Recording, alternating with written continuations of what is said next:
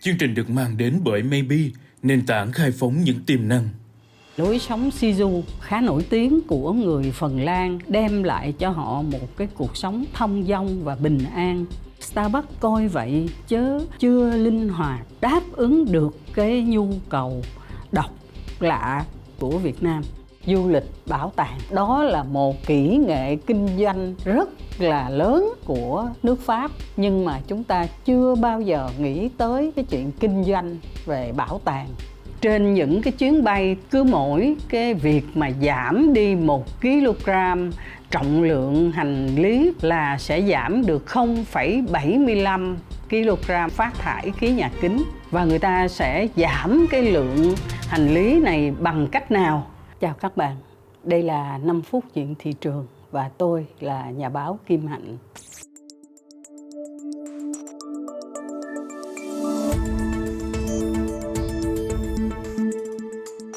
Câu chuyện của chúng ta là lối sống Shizu khá là nổi tiếng của một trong những đất nước được xếp hạng là một quốc gia hạnh phúc nhất ở trên thế giới, đó là Phần Lan. Lối sống Shizu là cách mà người Phần Lan họ ứng dụng ở trong cuộc sống thường ngày của họ. Chúng tôi vừa mới đọc cái bản tin của CNBC phân tích về lối sống này. Thứ nhất, người ta luôn luôn tìm thấy một cái công việc gì đó, muốn nâng nó lên thành ra một cái động lực của cuộc sống mà nó ở bên ngoài những cái hoạt động thường nhật của họ. Tuy nhiên, chúng ta cũng không có cần phải đưa ra những cái khó khăn lớn quá. Ví dụ như là bây giờ tự dưng cái mình đang tập bơi 25 mét, cái mình đưa ra một cái yêu cầu là bơi 1 km thì cái đó chắc chắn là nó không thể là động lực được, mà nó có thể là phản lực đó. Thành ra là tôi nghĩ ví dụ vậy, chúng ta cố gắng đọc xong cuốn sách mà chúng ta cứ mở ra rồi lại xếp vào khá là lâu, đọc xong đoạn sau thì đi quên đoạn trước, thì có khi mình thu xếp một cái thời gian để mình hoàn tất cái cuốn sách đó, với lại một cái điều kiện là viết một cái bài điểm sách cho ra trò chẳng hạn. Tìm một cái công việc nào nó là động lực ở bên ngoài bản thân của mình là một cách để vươn lên, để đòi hỏi cái cuộc sống của mình nó đi tới phía trước hơn. Cái điều thứ hai là phải luyện tập cái sức bền. Cùng với lại tuổi tác thì chúng ta bắt đầu phải tính tới luyện tập về thể chất, rồi sau đó là luyện tập về tinh thần. Luyện tập về thể chất thì tôi nghĩ không có cách nào mà nó giản dị, nhưng mà nó cũng đòi hỏi một cái sự kiên trì nhất định, là đi bộ hoặc là chạy bộ. Bao nhiêu tuổi mình cũng vẫn nên đi học, và trong đó có một môn gọi là học chạy, là ngoài cái việc củng cố sức khỏe đó, thì lại còn có một vấn đề là chạy đúng phương pháp để đảm bảo sức bền. Yếu tố thứ ba, thưa các bạn, là kết nối với lại thiên nhiên. Quả thật là chúng ta đã sống một cuộc sống xa rời thiên nhiên, có khi cả tuần mình không có nghĩ ra được là tại sao mà mình cứ bay từ Sài Gòn ra Hà Nội, mình đi vào phòng họp có máy lạnh, xong mình đi ăn cũng có máy lạnh, xong rồi mình về nằm ở phòng khách sạn cũng lại có máy lạnh, và mở cửa ra thì gặp một cái bức tường của cái tòa cao ốc ở bên cạnh, tức là mình không có thấy thiên nhiên gì hết, thưa các bạn. Cái kết nối với lại thiên nhiên đối với những người dân sống ở đô thị như chúng ta lại đòi hỏi là phải có một cái kế hoạch để có một cái thì giờ thật là thông dong, thật là thư giãn và thưởng thức thiên nhiên. Và điều cuối cùng mà Shizu cũng khuyến khích chúng ta kết nối với thiên nhiên, cũng đừng quên kết nối với nhau trong một vòng tròn. Vòng tròn này tôi cũng đã từng nghe chị Vưu Lệ Quyên nói trong cái lý thuyết về Happy Beatis, và tôi xin hẹn với lại các bạn là khi nào tôi nghiên cứu tương đối nhuần nhuyễn về cái vòng tròn kết nối với nhau và với thiên nhiên trong Happy Beatis thì tôi sẽ tiếp tục kể cái câu chuyện thú vị đó cho các bạn nghe. Tôi xin được tạm dừng cái lời giới thiệu về lối sống Shizu khá nổi tiếng của người Phần Lan, đem lại cho họ một cái cuộc sống thông dong và bình an.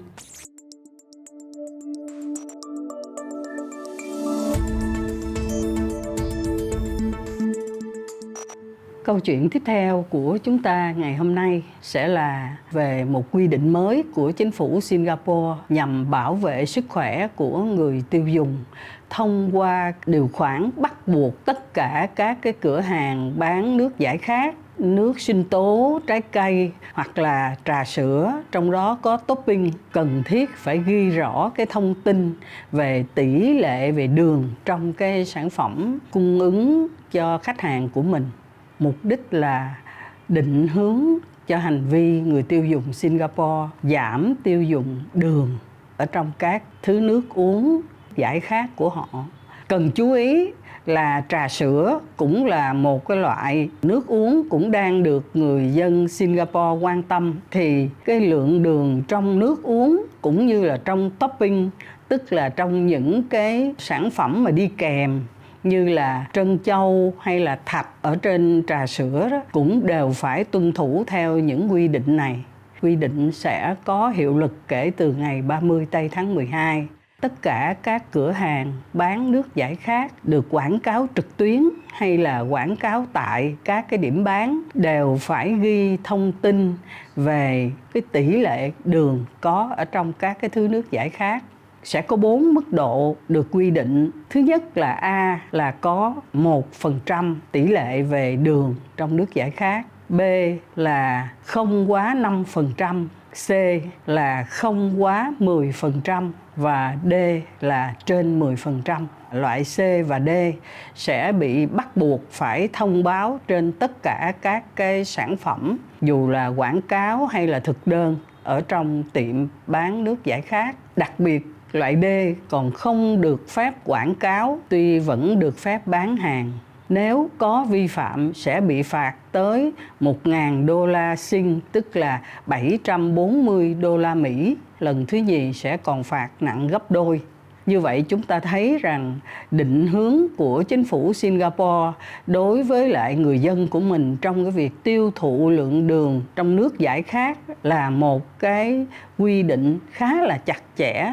Dù cho không cấm lưu hành những cái sản phẩm này, nhưng cái quy định này lưu ý người dân rằng đây là những cái mức độ mà cần thiết phải quan tâm trong cái việc mình sử dụng nó. Và chúng ta hy vọng rằng cái hành vi nghiêm ngặt trong cái việc bảo vệ sức khỏe của chính phủ Singapore cũng sẽ là một cái điển cứu để cho các cái nước khác tham khảo trong cái việc bảo vệ sức khỏe cho người dân của mình.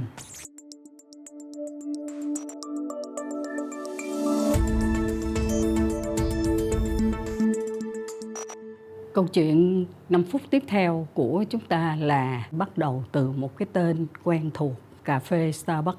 Cách đây chắc cũng khoảng 10 năm, ông Đặng Lê Nguyên Vũ là chủ của thương hiệu cà phê Trung Nguyên có đưa ra một tiên đoán như thế này. Ông nói là Starbucks tuy là một cái thương hiệu toàn cầu đó, nhưng mà khi mà tới Việt Nam rồi thì với tất cả những cái đặc điểm của thị trường Việt Nam á, tôi cho là Starbucks mà phát triển được tới 100 cái quán cà phê ở Việt Nam này là họ giỏi đó. Thì tổng kết cho tới hôm nay họ có 92 cái cửa hàng Starbucks ở Việt Nam. Họ cũng cho biết là kế hoạch của họ là cho tới cuối năm 2023 thì họ sẽ đạt tới con số là 100 cửa hàng. Như vậy là giỏi lắm hay là giỏi vừa? Chắc là chúng ta sẽ phải hỏi lại ông Đặng Lê Nguyên Vũ. Tuy nhiên, so với 32.000 cửa hàng Starbucks ở trên toàn cầu thì con số 92 cửa hàng, tức là chưa tới một cửa hàng cho 1 triệu người dân Việt Nam, thì con số này tôi nghĩ là nó cũng còn khá là khiêm tốn. Với mức độ tăng trưởng mỗi năm khoảng chừng 13% thì Starbucks thấy là mình chưa hài lòng. Tôi đoán như thế. Vì sao vậy? Tôi có tìm hiểu một số khách hàng thường hay uống cà phê Starbucks. Họ nói những cái lý do khác nhau, tôi xin được tổng hợp như thế này các bạn. Thứ nhất là Starbucks coi vậy chứ họ chưa linh hoạt đáp ứng được cái nhu cầu độc lạ của những cái người ghiền cà phê của Việt Nam. Cái nguyên liệu chính mà chúng ta lâu nay vẫn uống cà phê là Robusta, trong khi nguyên liệu chính của Starbucks là Arabica. Và chúng ta lại rất là thích uống cà phê sữa, nhưng không phải là sữa tươi mà chúng ta thường pha khi mà đi đến châu Âu hay là đi đến Hoa Kỳ, mà chúng ta pha bằng sữa đặc có đường. Chúng ta lại có một cái món nữa độc đáo là cà phê trứng. Chưa kể là đôi khi còn nhỏ một giọt nước mắm truyền thống vào trong cái ly cà phê để nó có một cái mùi rất là Việt Nam. Thì cho tới giờ này tôi nghĩ là Starbucks họ chưa thấy hứng thú đưa những cái món độc lạ này vào trong cái thực đơn của họ. Ủa, đáng lẽ là Starbucks còn phải đem những cái loại cà phê rất ngon đó để bán ở các nước lân cận chứ. Người Việt Nam của mình á, là họ rất là tinh xảo ở trong cái khẩu vị cơ mà. Tôi xin được chuyển tới Starbucks một cái lời góp ý của cô bạn của tôi. Và thứ hai, người ta cho là giá của Starbucks vẫn còn cao so với lại khá là nhiều những cái quán cà phê mà không gian, khung cảnh của nó rất là đẹp, rất là dễ thương và đang mọc lên như nấm ở cái thành phố này. Cái điều thứ ba là đang có một cuộc cạnh tranh giữa cà phê mang về nhà với lại ngồi đồng ở trong các quán cà phê và mở laptop ra và miên man làm việc cho đến hết giờ hành chánh. Tôi biết có những người bạn tôi họ chọn những cái quán cà phê không phải vì cà phê ngon mà vì cái quán cà phê đó có cái bàn to để họ có thể bày ra tài liệu, bày laptop, bày mobile, bày mọi thứ để họ có thể tiếp tục làm việc. Một người quản lý của Starbucks có nói với tôi là không, lâu dần rồi cái kiểu mà ngồi đồng ở trong quán cà phê đó sẽ phải thay đổi chứ. Bây giờ càng ngày người ta uống hay là người ta mua hàng online càng nhiều cơ mà. Thưa các bạn, đúng là đó là xu hướng, nhưng cho tới bây giờ người ta vẫn thích ngồi lâu ở trong những cái quán cà phê mà chắc chắn đó không phải là cái điều mong muốn của Starbucks. Nói chung, các bạn trẻ có nói với tôi là họ có 3 cái tiêu chuẩn cho Starbucks mà chưa có thấy đáp ứng được. Đó là mịn, mượt và mát. Trong khi đó, ông chủ của cà phê Trung Nguyên nghe nói là ổng đang ở trên núi. Nhưng mà cái quán cà phê thứ nhì của Trung Nguyên đã tiếp tục được mở ở một cái thành phố mà hiện nay người ta nói là có nhiều quán cà phê nhất thế giới, đó là Thượng Hải của Trung Quốc. Và sản phẩm của cà phê Trung Nguyên vẫn tiếp tục đến với hơn 60 quốc gia ở trên thế giới. Đồng thời họ vẫn đang tiếp tục mở rộng cái mạng lưới cà phê Legend của họ với lại những cái chỗ ngồi có thể vừa trò chuyện hoặc vừa làm việc hoặc là ngồi đồng ở đó coi phim cũng không sao. Đó là câu chuyện về cuộc cạnh tranh. Nếu có phân tích sâu một chút, đó là về cuộc cạnh tranh giữa Starbucks với lại các cái thương hiệu cà phê khác của Việt Nam mà càng ngày chúng ta càng thấy xuất hiện nhiều.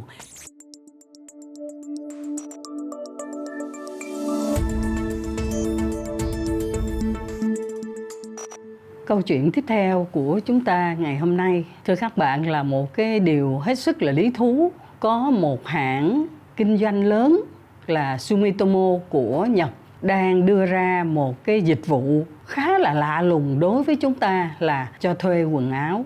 Và cho thuê đây là một cái cuộc cho thuê liên lục địa. Theo như là cái tính toán của Nhật cũng như là Hoa Kỳ thì trên những cái chuyến bay từ Tokyo đến New York, cứ mỗi cái việc mà giảm đi 1 kg trọng lượng hành lý của hành khách mang theo là sẽ giảm được 0,75 kg phát thải khí nhà kính. Và như vậy, cái việc mà giảm trọng lượng hành lý hành khách mang theo là rất quan trọng. Thật là bất ngờ và thú vị các bạn ạ. Người ta nghĩ ra một cái dịch vụ là hành khách không cần phải mang theo quá nhiều quần áo mà hoàn toàn anh có thể bay từ Tokyo đến New York và anh chỉ cần ghi hành lý của chuyến bay nào, giờ nào tới vân vân là anh có thể đi thuê được cái quần áo.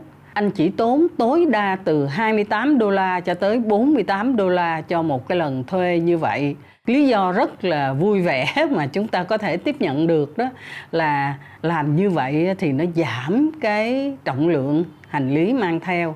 Từ đó chúng ta cũng đóng góp được cho cái việc bảo vệ môi trường. Tôi đọc thấy cái tin này thì tôi thấy nó khá là buồn cười. Vì sao? Chắc là các bạn biết rồi. Đối với lại các hành khách nữ của chúng ta, khi mà bay đi xa trong những chuyến du lịch khá là thoải mái như vậy, thay đổi thức ăn, thay đổi hoàn cảnh, thay đổi mọi thứ, thì chắc chắn là sẽ bị tăng cân. Mà nếu mà tăng cân thì cái độ mà chúng ta ghi khi mà chúng ta muốn thuê quần áo là nó sẽ thay đổi. Chưa kể là quần áo kiểu gì, chất liệu như thế nào. Dù sao chúng ta đọc cái thông tin này thì cũng ghi nhận rằng đã có những cái sáng kiến mà có thể nói là rất bất ngờ và cũng rất là đáng suy nghĩ, khi mà càng ngày người ta càng muốn là giảm cái khí phát thải nhà kính bằng mọi cách. Chúng ta chắc là phải hoan nghênh cái hãng Sumitomo trong cái việc là nghĩ ra cái dịch vụ này. Và tất nhiên khi mà nghĩ ra trong một cái tình trạng mà các cái chuyến bay từ Tokyo tới New York như vậy, thì hãng Japan Airlines sẽ thực hiện cái dịch vụ này từ tháng 7 năm 2023 cho đến tháng 8 năm 2024. Và sau đó nếu như sau một năm cái quyết định này nó dẫn tới nhiều cái kết quả tốt á, thì có thể các cái hãng hàng không của Nhật sẽ tiếp tục cái công việc này. Công việc nó khá là khó khăn đó, bởi vì chuyển đổi số trong tất cả các cái chuyến bay như vậy chắc chắn là nó sẽ xảy ra những cái sự rất là buồn cười. Tuy nhiên đúng là chúng ta phải ghi nhận ngày càng có nhiều những cái sáng kiến rất là độc đáo cho cái việc là bảo vệ môi trường và giảm khí phát thải nhà kính.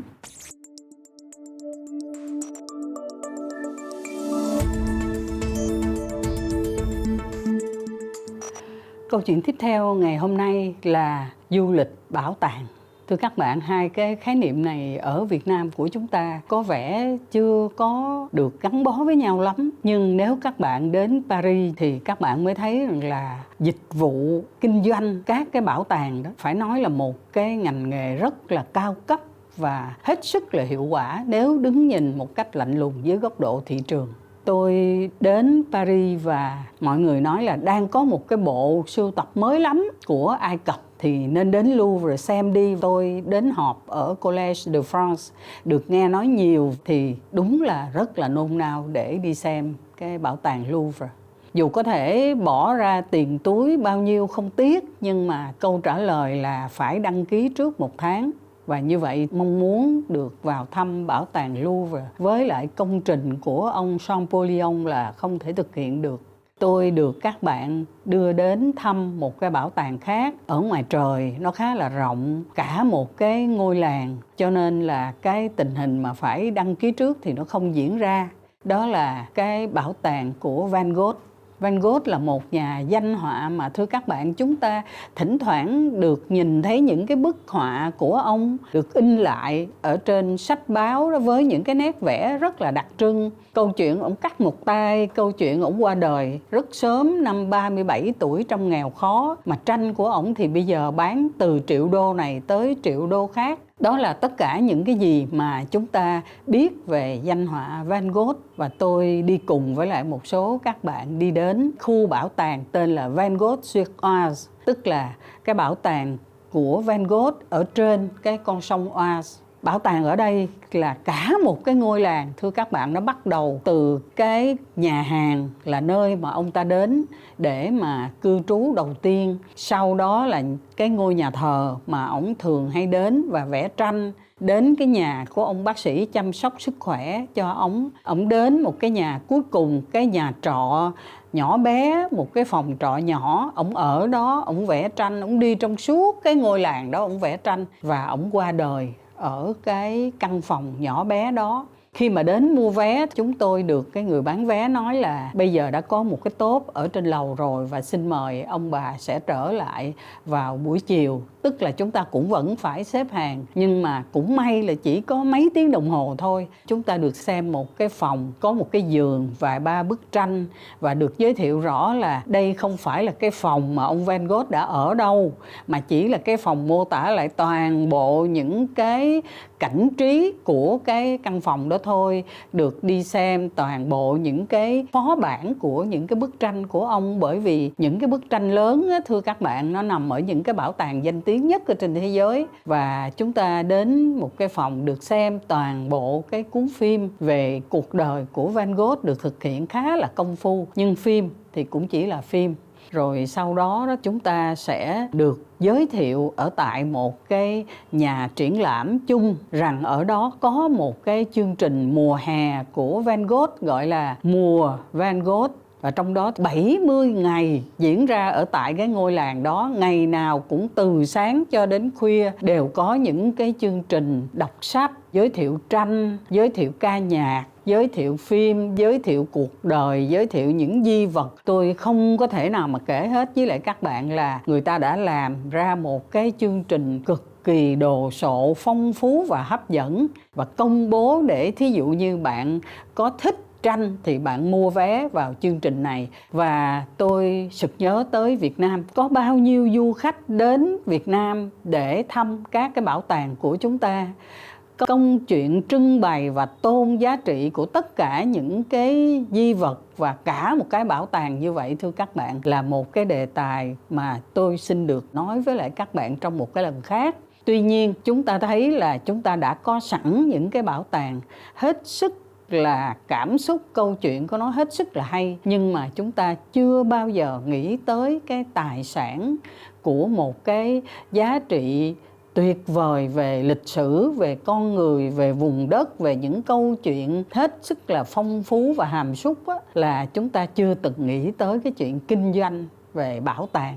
Trong khi đó, đó là một cái kỹ nghệ kinh doanh rất là lớn và rất là đắt tiền của nước Pháp. Tôi có nói chuyện với một anh đại tá và rất mừng. Ảnh nói là ảnh cũng đang muốn xây dựng một cái Trường Sa trên cạn. Tôi hình dung là tất cả các em thiếu niên, kể cả các bạn học sinh và sinh viên trong mùa hè của chúng ta, ai mà không ước đi đến thăm cái Trường Sa ở trên cạn đó, nghe những cái bài hát trong tiếng sóng, nghe cả những cái câu chuyện về cái biến cố ở trên đảo Gạc Ma chẳng hạn. Tôi có nói với lại cái anh đại tá mà dự định xây cái Trường Sa ở trên cạn đó là nếu anh xây được, tôi xin tình nguyện đến nơi kể cái câu chuyện tôi đã đi thăm Trường Sa như thế nào. Có phải là đất nước của chúng ta là lịch sử giàu, rất là phong phú, và con người nhân nghĩa có biết bao nhiêu là câu chuyện chúng ta có thể kể hay được. Tuy nhiên, tại sao mà bảo tàng chưa là một cái ngành kinh doanh đắt giá của cái du lịch của chúng ta?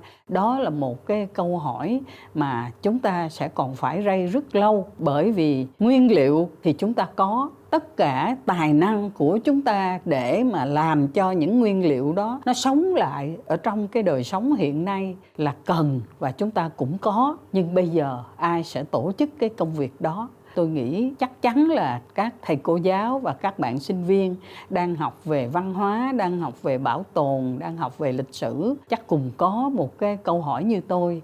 Chính là cái việc khai thác kinh doanh về bảo tàng của các nước ở trên thế giới hiện nay ngày càng đem lại những cái giá trị lớn lao, không phải chỉ là về vật chất mà về tinh thần, về văn hóa, vô cùng đáng phải đầu tư. Tôi đặt lại cái vấn đề là chúng ta rất cần thiết phải phát triển du lịch bảo tàng. Tôi xin được tạm dừng cái gợi ý đó ở đây và xin hẹn gặp lại các bạn trong 5 phút tiếp theo.